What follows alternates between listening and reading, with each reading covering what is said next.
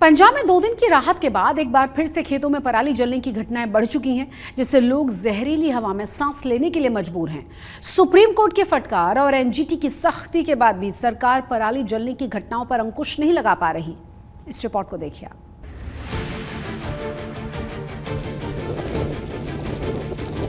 आधा नवंबर गुजर जाने के बाद भी पंजाब में पराली जलाने का सिलसिला लगातार जारी है। पराली जलाने वाले किसानों पर कार्रवाई के बाद पराली जलाने की घटनाएं कम नहीं हुई है, लेकिन एक बार फिर खेतों में पराली जलाने की घटनाएं बढ़ गई है। पिछले 2 दिनों में खेतों में आग लगने की 2611 घटनाएं सामने आई हैं। भटिंडा में 272, संगरूर में 216, मुक्तसर में 191, फाजिलका में 171, मोगा में 164, बरनाला में 132, फरीदकोट में 129 और मानसा में 110 खेतों में पराली जलाई गई है। मतलब किसानों को न सुप्रीम कोर्ट की सख्ती की परवाह है, न किसी कार्रवाई का डर। किसान धड़ल्ले से पराली को आग के हवाले कर रहे हैं। दिवाली से पहले बारिश होने से प्रदूषण का स्तर गिरा था, लेकिन दिवाली पर आतिशबाजी और उसके बाद पराली जलाने से पंजाब में हवा की गुणवत्ता फिर खराब हो गई है, जिससे भटिंडा का AQI 384, पटियाला का 298, जालंधर का 291, लुधियाना का 286 और अमृतसर का AQI 253 तक पहुँच गया है। प्रदूषण के खतरनाक स्तर पर पहुंचने से हर कोई परेशान है। खेतों से उठता पराली का धुआं लोगों का दम घूंट रहा है। हालांकि पराली जलाने को किसान अपनी मजबूरी बता रहे हैं। उनका कहना है कि जब तक पराली से निजात पाने के लिए पर्याप्त संसाधन मुहैया नहीं कराए जाएंगे, तब तक खेतों से पराली यूं ही जलती रहेगी। ये गवर्नमेंट से इतने साधन है, जीरी तो उठाई नहीं जा रही। जो काम की चीज है, खाने की चीज है, जो पराली है वेस्ट है बिल्कुल। इसको किसान कैसे अकेला संभाल लेगा? उसके पास कोई साधन नहीं है। 4-4 किले का 2-2 का मालिक है, उसके पास इतना बड़ा साधन कैसे आएगा? 8-9 लाख का ट्रैक्टर, 3 लाख का सुपर सीडर। ये बस सरकार की नाकामी है, सेंट्रल गवर्नमेंट की, पंजाब सरकार की, प्रशासन की नाकामी है। वैसे देखो जी, अजकल ਗੱਠਾਂ ਬਣਾਈਆਂ ਜਾਂਦੀਆਂ ਨੇ जी, ठीक है जी। तो ਉਹ ਗੱਠਾਂ ਜੇ ਬਣਾ ਕੇ ਛੇਤੀ ਚੱਕੀਆਂ ਜਾਣ ਜੀ, ਤਾਂ ਕਿਸਾਨ ਨੂੰ ਕੋਈ ਦਿੱਕਤ ਆਉਂਦੀ ਨਹੀਂ ਇਹਦੇ ਵਿੱਚ ਜੀ, ठीक है। क्योंकि किसान ने अगली फसल भी बीजनी है जी, फिर वो फसल जो लेट होती है वो अगे झाड़ नहीं देती जी। पंजाब में पराली जलाने के मामले बढ़ने को लेकर अब राजनीति भी तेज हो गई है। शिरोमणि अकाली दल के अध्यक्ष सुखवीर सिंह बादल ने पराली जलाने की घटनाओं को लेकर मुख्यमंत्री भगवंत मान को घेरा है। उन्होंने अपने सोशल मीडिया अकाउंट X पर लिखा, भगवंत मान ने पराली का समाधान करने का दावा किया था, लेकिन आज वो दावे खोखले साबित हो गए हैं।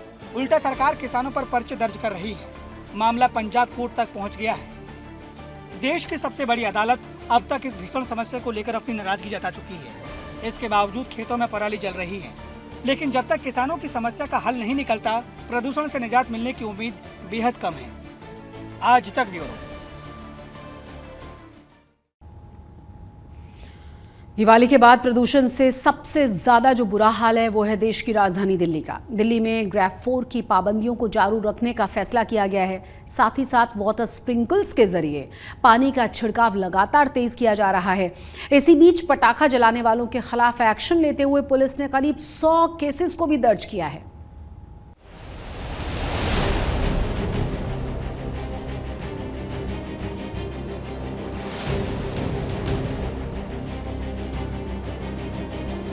दिवाली के बाद जहरीली हवा से जूझ रही दिल्ली को प्रदूषण मुक्त करने की ये कवायद है।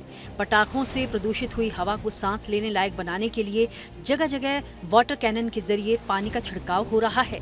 ये तस्वीरें दिल्ली के कर्तव्य पथ की हैं, जहां सोमवार सुबह बड़ी संख्या में लोग मॉर्निंग वॉक के लिए निकले। वायुमंडल में फैले स्मॉग की चादर के बीच लोगों ने दम घोटू हवा के बीच मॉर्निंग वॉक की। बारिश हुई है, उससे आसमान साफ था, लेकिन जो ये पटाखे लगे हैं इससे प्रदूषण बढ़ा है।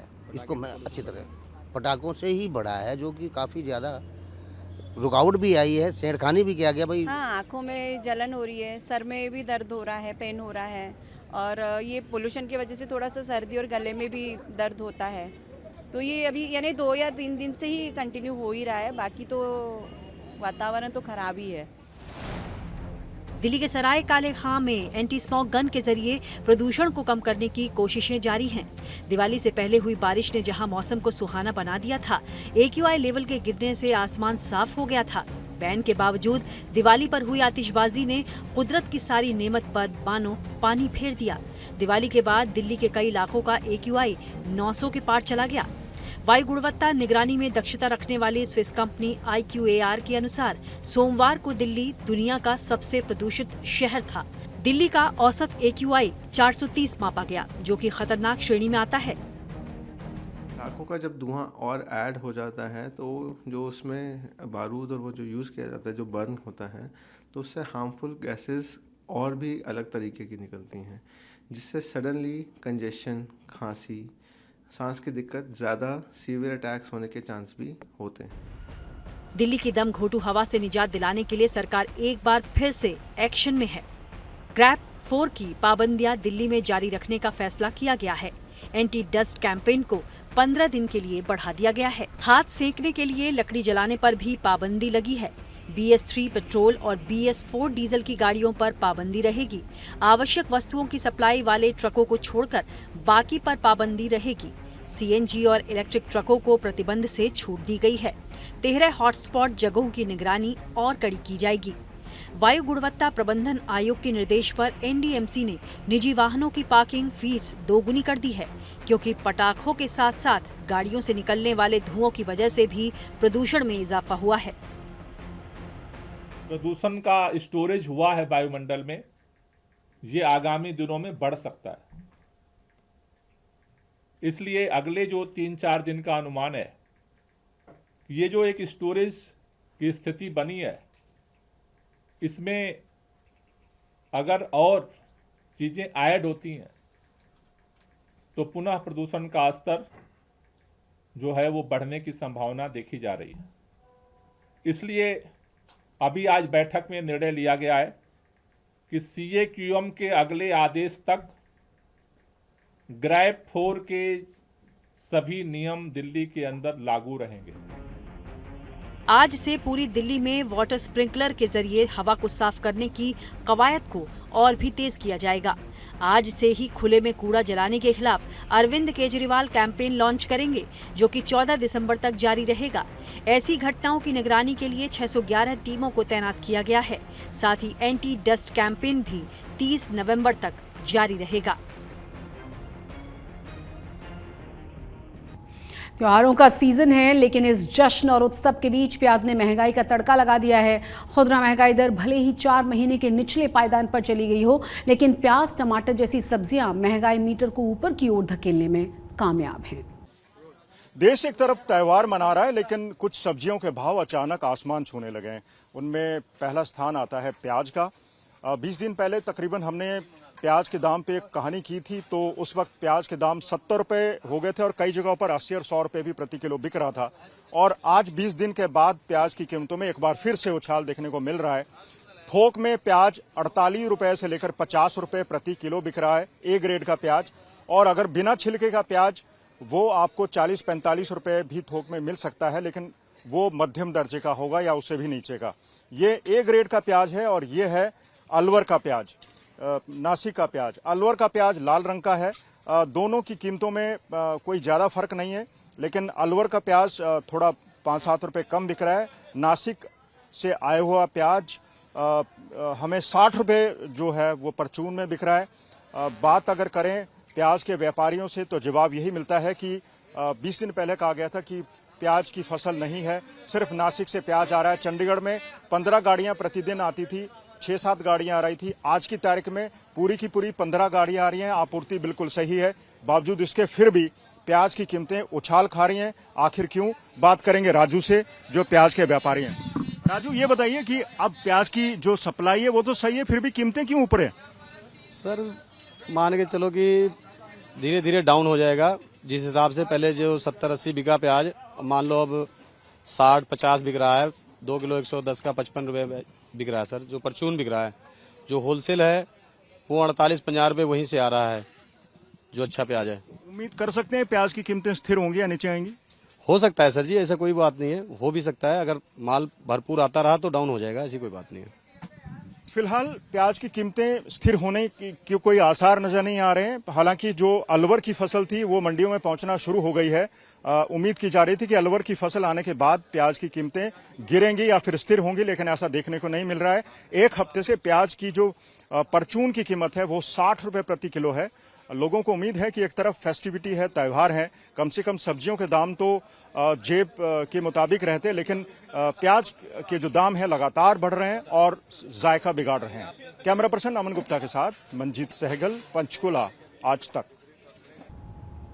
हमारे देश में प्याज, टमाटर जैसी सब्जियों की कीमतें अलग अलग कारणों से हर साल लोगों को परेशान करती रही हैं, लेकिन इस बार ऐसा क्या हुआ है कि प्याज के दाम पहले अगस्त महीने में ही 100 रुपए प्रति किलो तक पहुंच चुके हैं और अब फिर नवंबर में 60 से 80 रुपए किलो तक हो चुके हैं।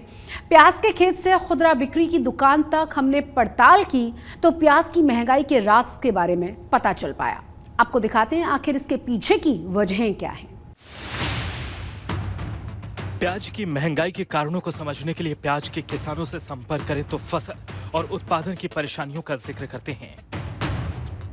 प्याज की पैदावार करने वाले किसान बताते हैं कि देश में प्याज की 3 फसलें होती हैं। पहले तो खरीफ फसल के तौर पर जुलाई अगस्त में प्याज लगाया जाता है, जो अक्टूबर नवंबर तक बाजार में आता है। दूसरी फसल खरीफ के ठीक बाद अक्टूबर नवंबर में की जाती है, जो जनवरी फरवरी में आती है। और तीसरी फसल दिसंबर से जनवरी के बीच होती है, जो अप्रैल मई में बाजार में आती है। देश के अलग अलग हिस्सों में इन्हीं तीनों सीजन में प्याज की फसल लगाई जाती है, जिसमें सबसे अधिक प्याज का उत्पादन कर्नाटक, आंध्र प्रदेश, मध्य प्रदेश और महाराष्ट्र में होता है, जिसमें 36% प्याज महाराष्ट्र से, 16% मध्य प्रदेश से, 13% कर्नाटक से, 6% बिहार से और करीब 15% प्याज का उत्पादन राजस्थान में होता है। इन्हीं राज्यों में इस बार बारिश के कारण प्याज की फसल खराब भी हुई और पुराना स्टॉक भी खराब हो गया, क्योंकि रबी सीजन में पैदा किए गए प्याज का 65% तक उत्पादन का बड़ा हिस्सा किसान भंडारण करते हैं। प्याज के भंडारण के लिए देश में पर्याप्त कोल्ड स्टोरेज नहीं होने के कारण किसान लकड़ी के पट्टों से बने ढांचे में प्याज का भंडारण करते हैं, लेकिन इस बार इनमें रखा प्याज बारिश के पानी में डूबकर खराब हो गया। इसका कितना बड़ा असर पड़ा होगा, इसका अंदाजा ऐसे लगा सकते हैं कि एक आंकड़े के मुताबिक भारत में प्याज के कुल उत्पादन का सिर्फ 2% प्याज के ही भंडारण की व्यवस्था है। 98% प्याज खुले में किसान अपने संसाधनों से स्टॉक करते हैं। इसमें बारिश के कारण नमी पर नियंत्रण करना मुश्किल होता है और 30 से 40% तक प्याज खराब हो जाता है। ऐसे में अगर नई फसल में देर हो जाए और पुराना स्टॉक भी खराब हो जाए तो प्याज की मांग बढ़ने लगती है और दाम चढ़ने लगता है। भारत जैसे देश में इसका जल्दी असर इसलिए भी दिखता है क्योंकि भारत में प्याज की खपत बहुत अधिक है। करीब 91% लोग प्याज खाते हैं। इस लिहाज से 100 करोड़ लोगों से अधिक आबादी को प्याज की आपूर्ति की जरूरत होती है। हालांकि हमारे देश में सालाना औसतन 2.3 करोड़ टन प्याज का उत्पादन होता है, जिसमें करीब 10 लाख टन प्याज अगस्त महीने तक ही निर्यात किया जा चुका था। जिसके बाद देश में प्याज की बढ़ती कीमतों को नियंत्रित करने के लिए सरकार ने 40% की ड्यूटी भी लगाई है। आज तक ब्यूरो।